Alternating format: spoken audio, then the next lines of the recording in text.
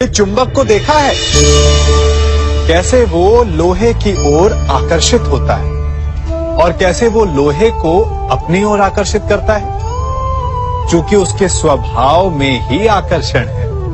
हम सबके भीतर भी एक ऐसा ही चुंबक होता है, विचार का चुंबक, जो सदा अपने ही जैसे विचारों को आकर्षित करता है। हम जो बोते हैं वही काटते हैं। उसी प्रकार हम जैसा सोचते हैं वैसा ही पाते हैं। साधु ईश्वर का नाम जपता है तो उसे ईश्वर मिल जाता है। अर्थात फल हमारी सोच पर निर्भर करता है। ओस की बूंद यदि केले के पत्ते पर गिरे तो वो कपूर बन जाती है, सीप में गिरे तो मोती, और यदि विषधर के मुख में गिरे तो विष। बूंद एक है परंतु उसके प्रारब्ध भिन्न है, क्योंकि उसे आकर्षित करने वालों का व्यवहार भिन्न है। इसलिए यह आप पर निर्भर करता है कि आपको भविष्य में विष चाहिए या अमृत। स्मरण रखें, हम वही बन जाते हैं जैसा हम सोचते हैं, जैसा विश्वास रखते हैं।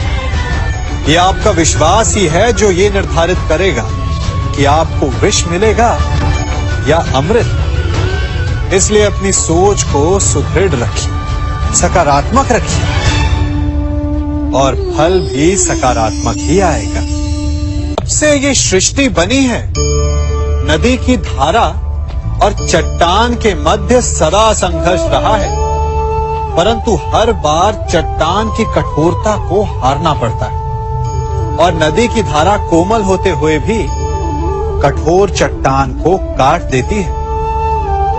कभी सोचा है क्यों? चट्टान इतनी कठोर और जल इतना कोमल, चट्टान इतनी दृढ़ और जल इतना लचीला, फिर भी सदा जल कठोर चट्टानों के मध्य से अपना मार्ग बना ही लेती है। कारण केवल एक है, और वो है लगातार चलने की क्षमता।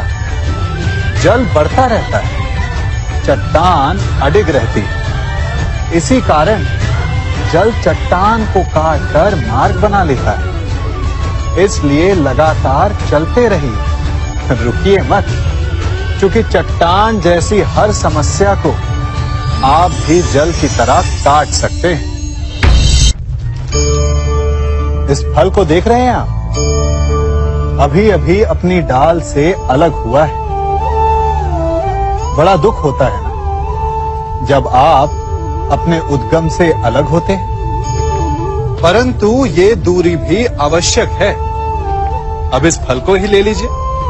अपने जीवनदाता वृक्ष से अलग होकर ये ना केवल किसी की भूख शांत करेगा, अपितु इसके भीतर के बीज से एक नए वृक्ष का सृजन भी होगा और कई फल जन्मेंगे। सृजन की प्रतिक्रिया में पीड़ा आवश्यक है।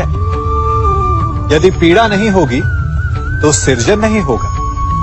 पीड़ा अपने उद्गम से दूर होने, पीड़ा अपनों से दूर होने। इस फल की भांति हम मनुष्यों को भी अपने उद्गम से, अपने सगे संबंधियों से अलग होना पड़ता है, और यही अलगाव एक नए सृजन को, एक नई सृष्टि को, एक नए विकास को जन्म देता है। इसलिए ऐसे अलगाव से दुखी मत होइए, उसका स्वागत कीजिए, क्योंकि ये विकास की नींव है। अपराध वो भावना है जिसके कारण संसार में सदा दुख ही व्याप्त रहता है। हम सब अपराधियों से घृणा करते हैं, उन्हें कोसते हैं, परंतु क्या कभी विचार किया है कि कोई भी जन्म से अपराधी नहीं होता? तो ऐसा क्या कारण है कि कोई इतना बुरा बन जाता है कि वो बुराई की सीमाएं ही पार कर जाए? कारण है कामना। यदि कामना पर नियंत्रण ना रखा जाए यदि कामना को पूर्ण करने के लिए परिश्रम ना किया जाए तो वो तृष्णा में बदल जाती है, और तृष्णा लालच में, और लालच छल में, और छल करते ही मनुष्य अपराध की ओर अपने पग बढ़ा देता है।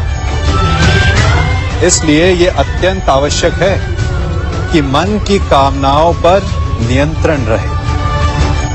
यदि मन पर नियंत्रण रहेगा तो अपराध पर स्वयं ही नियंत्रण हो जाएगा। हम सबका मन करता है कि हम जीवन में ऐसे शिखर पर पहुंचे जहां हमसे ऊपर कोई ना हो, जहां हमें कुछ करने की आवश्यकता ना पड़े, है ना? कुछ लोग इस शिखर पर पहुंच भी जाते हैं, परंतु उनका मन सदा विचलित रहता है। इतनी मनोरंजक बात है ना कि जिस विश्राम को पाने के लिए हम इतनी मेहनत करते हैं, इतना परिश्रम करते हैं, वो हमें मिलता ही नहीं।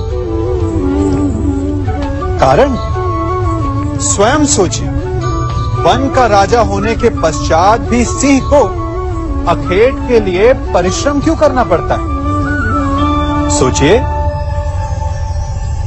मैं बताता हूं, क्योंकि राजा होने का अर्थ ये नहीं कि वो सदा सोता रहे और मृग स्वयं उसके समक्ष आकर कहेगा कि आइए महाराज, मुझे खाकर अपनी भूख मिटाइए। तो समझ लीजिए, कार्य आपके परिश्रम से संपन्न होते हैं, केवल कामना से नहीं। यदि आप नीचे हैं तो सदा स्मरण रखें कि आपका परिश्रम ही आपको ऊंचाइयों पर ले जाएगा, और यदि आप ऊंचाई पर हैं तो वहां पर भी रहने के लिए आपको निरंतर परिश्रम करते रहना होगा। अर्थात परिश्रम से मुक्ति नहीं है, क्योंकि परिश्रम ही जीवन है। सबसे अधिक महत्वपूर्ण क्या है? जीवन, या जो जीवन में पाया, यात्रा, या यात्रा पूर्ण करने के बाद पाया गया लक्ष्य, कर्म या उसके फल? बहुत ही महत्वपूर्ण परंतु विकट प्रश्न है ना? परंतु तनिक धीरज से सोचेंगे तो इसका उत्तर अधिक कठिन नहीं है। यदि जीवन यात्रा है तो उसका लक्ष्य क्या होना चाहिए? स्वयं सोचिए। मान, संतान, धन? नहीं ना। अंतिम लक्ष्य है परम आनंद, और ये अचानक से नहीं मिलता। इसे पाने का केवल एक ही उपाय, और वही आपका कर्म, वही आपकी यात्रा भी, और वही आपका प्रारब्ध भी है। और आपको कौन बताता है कि आपके लिए सही क्या है? वो है आपका मन, जो मस्तिष्क की भांति हानि और लाभ नहीं सोचता, जो आपको ये बताता है कि शुभ किसमें, संसार का कल्याण किसमें, आनंद किसमें। यदि आपका मन संयमित है तो वो आपका सबसे महत्वपूर्ण मार्गदर्शक है, जो आपकी यात्रा, आपका लक्ष्य, आपके कर्म और उसके फलों को सबको शुभ बना सकता है।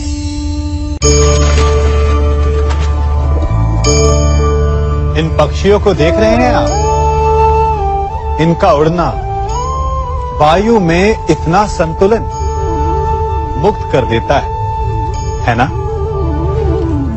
इन्हें उड़ते देख आपके मन में भी इच्छा होती होगी कि इन्हीं की भांति आप भी स्वतंत्रता से उड़ पाएं।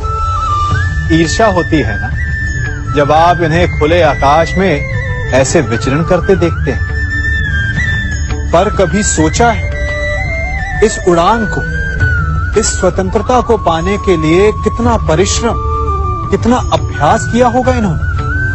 आकाश में उड़ने से पूर्व धरती पर कितना गहन परिश्रम किया होगा इन्होंने। इनके माता पिता ने पहली बार जब इन्हें पंख फड़फड़ाने को उकसाया होगा तो कितनी बार गिरे होंगे। पहली बार वायु में उड़ते समय कितना भय लगा होगा इन्हें। अपनी पहली उड़ान के पश्चात धरती पर उतरते समय गिरकर कितनी चोट खाई होगी। इस उड़ान का, इस स्वतंत्रता का ये मूल है। यदि आप ये दे सकते हैं तो अवश्य आप भी इस स्वतंत्रता को पा सकते हैं। इन पक्षियों की भांति ही अपने चारों ओर जब भी आप किसी सफल मनुष्य को देखें तो उससे ईर्ष्या ना करें। उसके परिश्रम और पीड़ा को समझने का प्रयास करें जो उसने यहां तक पहुंचने में पाई है। प्रेरणा लें, प्रयास करें और स्वयं भी सफल हो जाएं।